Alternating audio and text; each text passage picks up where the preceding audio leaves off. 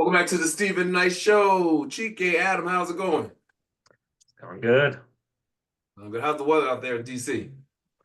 It's perfect spring weather. We're in the 70s every day or past few days.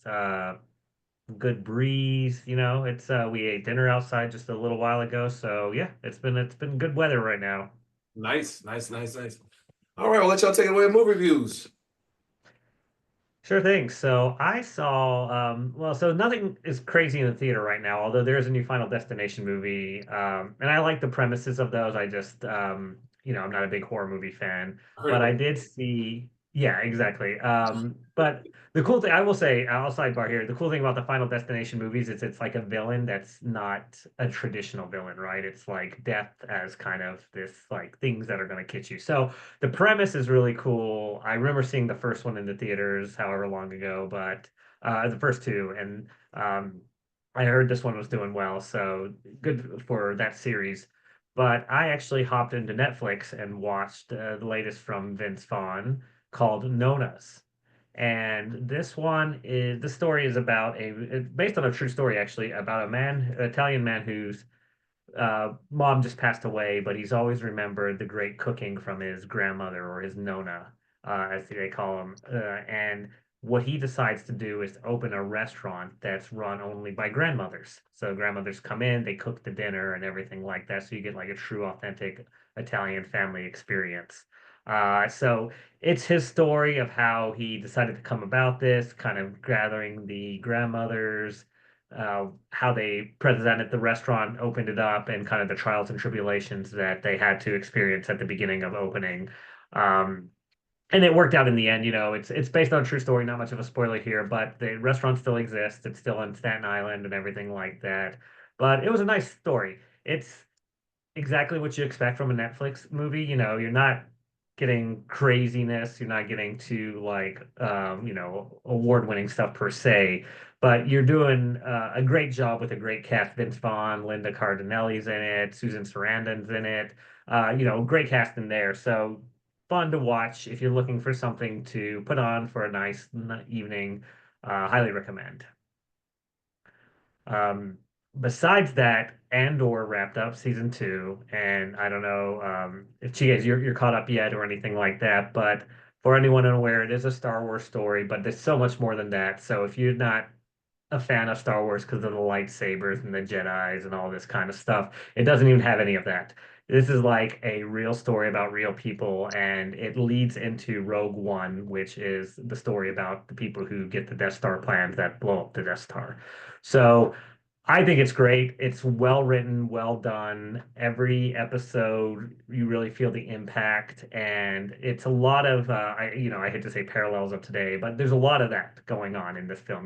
They are fighting the Empire. These are regular people who have to deal with oppression and figure out a way to navigate that and kind of overcome it. Um, and yeah, just knocks it out of the park. So if you're looking for something to really watch, hop on Disney Plus, start Andor season one if you haven't, but season two just wrapped up and you can finish the whole series. There's only two seasons. This last episode leads right into Rogue One, so you don't have to worry about any other seasons coming out. So this was 8 episodes already? 12. 12. That went fast. Yeah, so they did what I think is actually kind of an ideal model is 3 episodes a week. So every Tuesday Okay. they release 3 episodes, and they're kind of like story arcs because there's a 1 year passes between each of these 3 episodes. Got But you.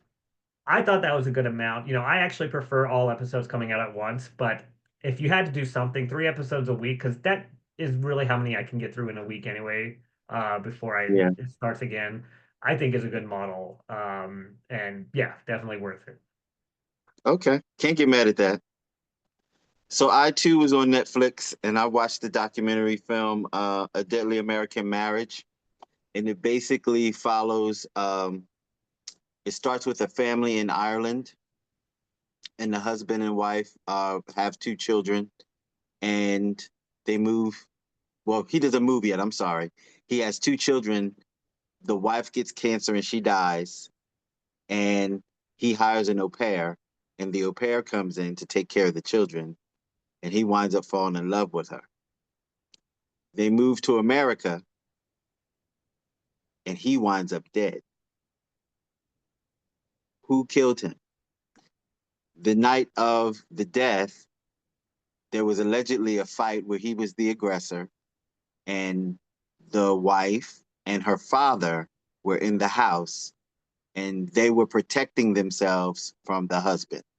It turns into this whole mystery, Sherlock Holmes type of investigation to figure out what really happened.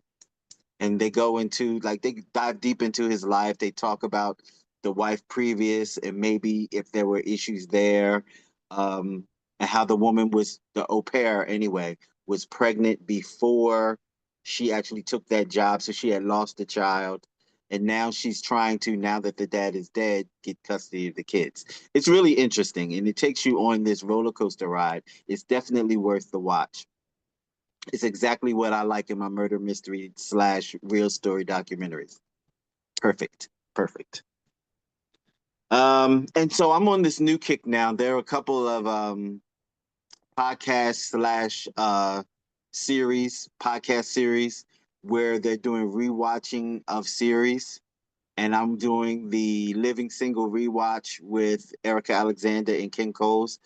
And it's really kind of fun. You know, as you watch the episodes, then you watch the past episodes, and they kind of go each episode by episode per episode of the podcast, and they talk about maybe some fun facts of behind the scenes or what's going on and character arcs and breakdowns and what was going on with the cast and crew and the writing team. It's pretty interesting. And as a filmmaker and someone who likes to create, I'm a geek. So I really love stuff like that. So if you're into that, if you are thinking about rewatching any of your series, maybe you can help get some momentum going on rewatch parties or the start of a rewatch podcast, because this seems to be the newest trend now.